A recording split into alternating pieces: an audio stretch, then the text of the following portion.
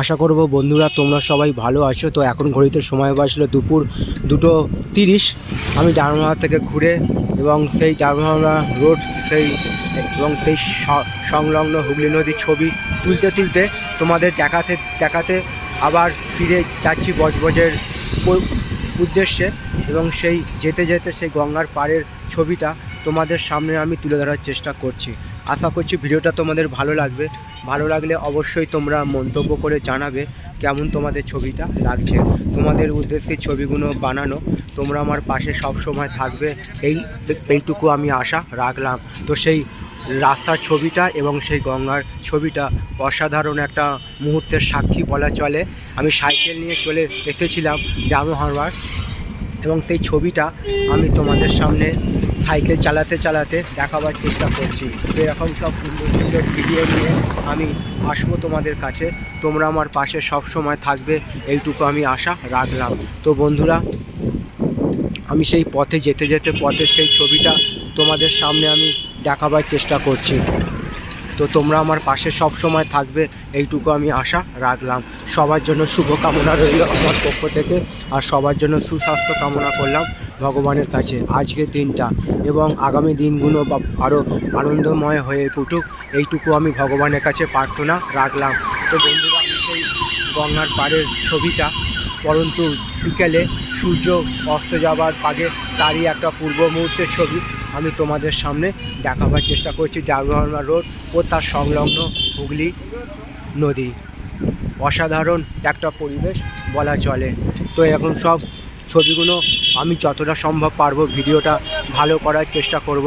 তোমরা আমার পাশে সব সময় থাকবে এইটুকু আমি আশা রাখলাম। তো আমি সেই পথের ছবিটা তোমাদের সামনে দেখাবার চেষ্টা করছি।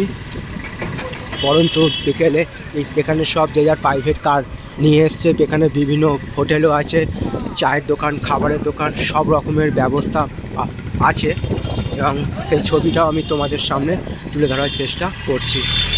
দেখতেই পাচ্ছ এদিকে একটা হোটেল আছে, এদিকে সেই হোটেলে, আর এদিকে সেই গঙ্গার পাড়। অসাধারণ একটা ছবি। এই জায়গায় আসতে সবারই ভালো লাগবে। আর সামনেই আছে ফেরিঘাট, ডায়মন্ডহাওড়ার ফেরিঘাট বা লঞ্চ সার্ভিস যেখানে চলে। সেই ছবিটাও আমি দূর থেকে তোমাদের সামনে তুলে ধরার চেষ্টা করছি। তো এরকম সব সুন্দর সুন্দর ভিডিও নিয়ে আমি আসবো তোমাদের কাছে। তোমরা আমার পাশে সব সময় থাকবে এইটুকু আমি আশা রাখলাম। তো আমি বজবজ থেকে সাইকেল নিয়ে চলে এসেছিলাম ডায়মন্ডহাওড়া।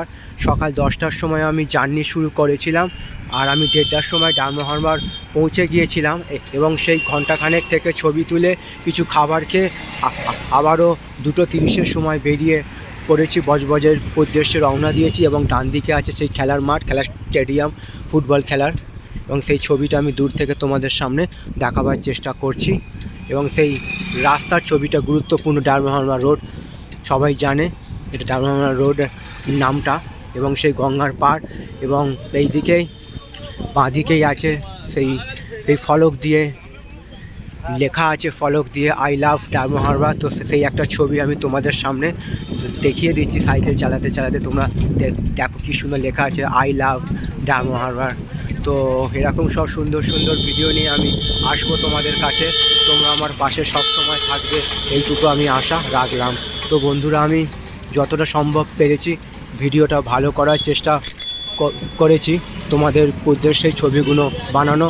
এবং যেহেতু বছর শেষ হতে আর বেশি দিন বাকি নেই, আজকের 22 তারিখ, আর মাত্র 10 দিনের মতো মেরে কেটে বাকি আছে আবার নতুন বছরের শুরু। আর নতুন বছরের শুরুতেই অগ্রিম শুভেচ্ছা ও ভালোবাসা রইল সবার জন্য। আর সামনে সেই ফেরিঘাটের ছবিটা তোমাদের দূর থেকে দেখিয়ে দিচ্ছি, ডায়মন্ডহাওড়া ফেরিঘাটের ছবিটা। আর সামনে দেখো একটা গাড়ি যাচ্ছে, সাইকেল ভর্তি গাড়ি, ইঞ্জিন ফ্যানে করে, এবং তারই একটা ছবি আমি দূর থেকে এবং যতটা সম্ভব পারছি সেই ডায়মন্ডহাওড়া রোডের ছবিটা তোমাদের সামনে।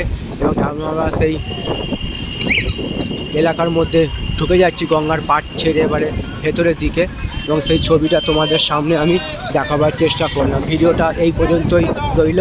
সকলের জন্য শুভকামনা রইল আমার পক্ষ থেকে, আর সবার জন্য সুস্বাস্থ্য কামনা করলাম ভগবানের কাছে।